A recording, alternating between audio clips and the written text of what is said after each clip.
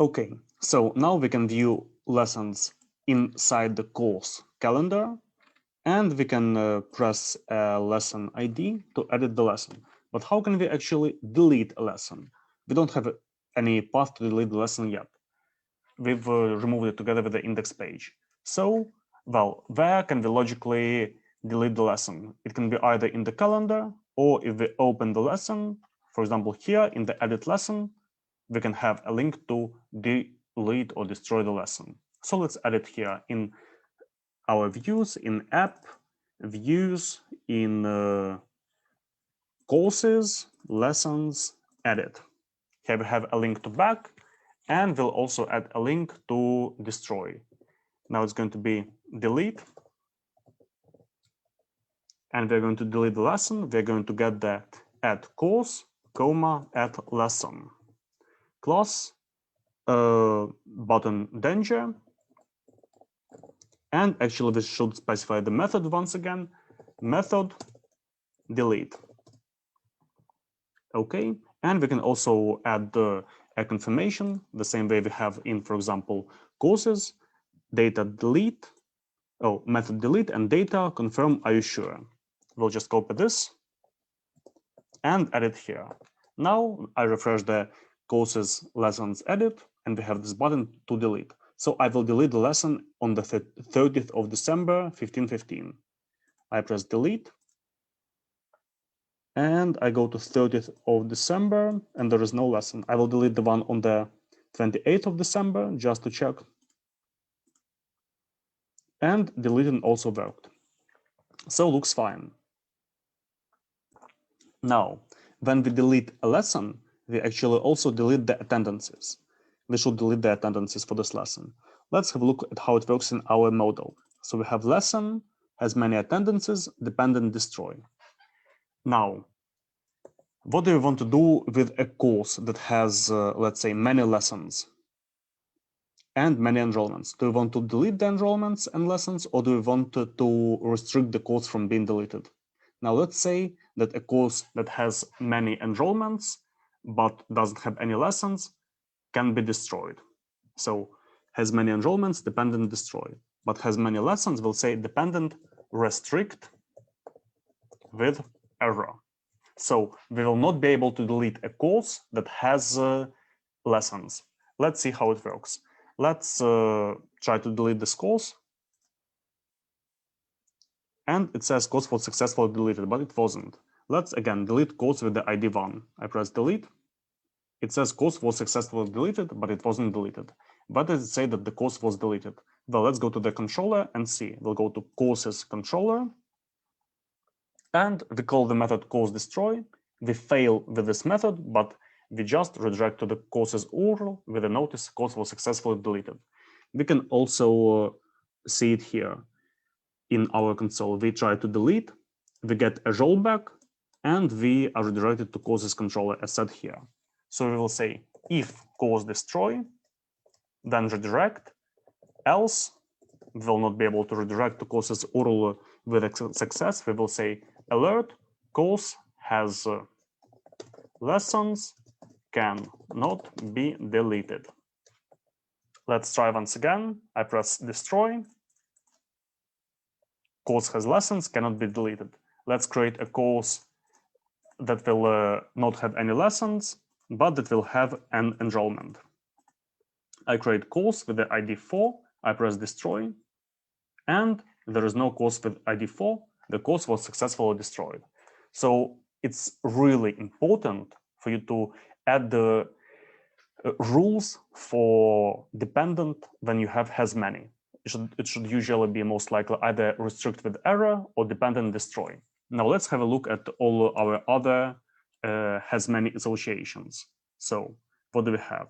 We have attendance. Now attendance doesn't have many of anything. Classroom has many. Yeah, classroom actually has many courses. We should add it.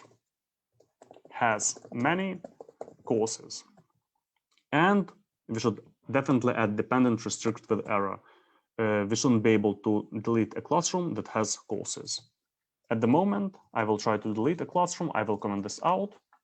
I go to classrooms, I delete room 2, and we get an error, violates foreign key, because we have courses that have this classroom. So I will say has many courses dependent restricted error, enter, and I get the previous error. So again, in classrooms controller, I'm going to update this method.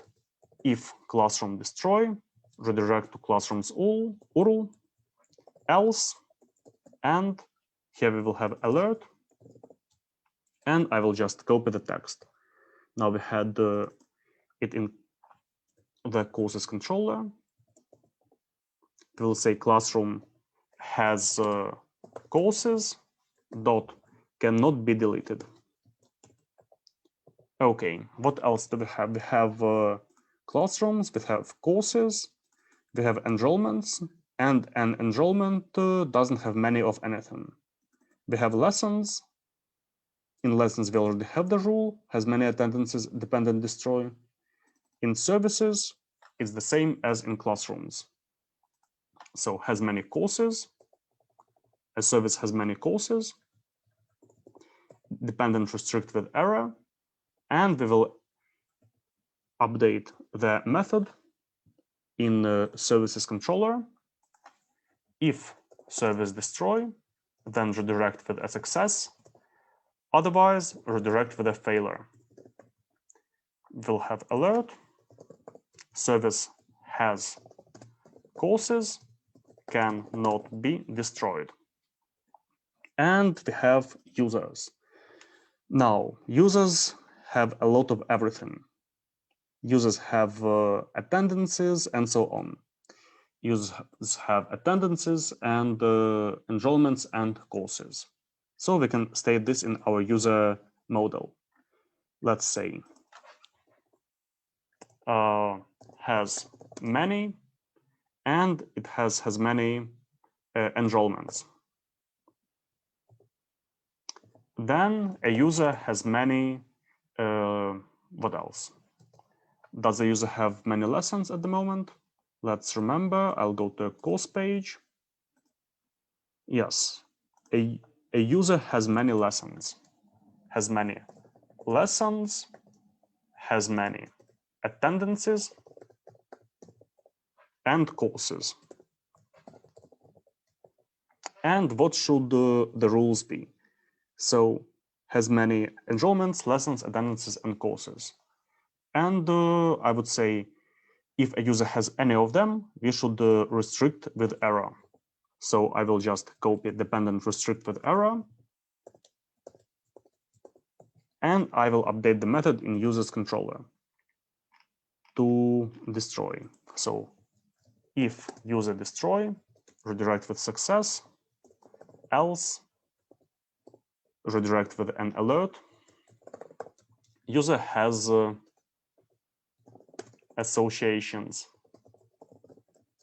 dot cannot be destroyed and an end statement. Now let's try to delete a user. I delete the user. You're not authorized to perform this action. Because I'm not an admin. Okay, I will add myself with the admin role. No, not Rails server, but Rails console. User dot first dot update admin true exit Rails server. Okay, I go to delete a user.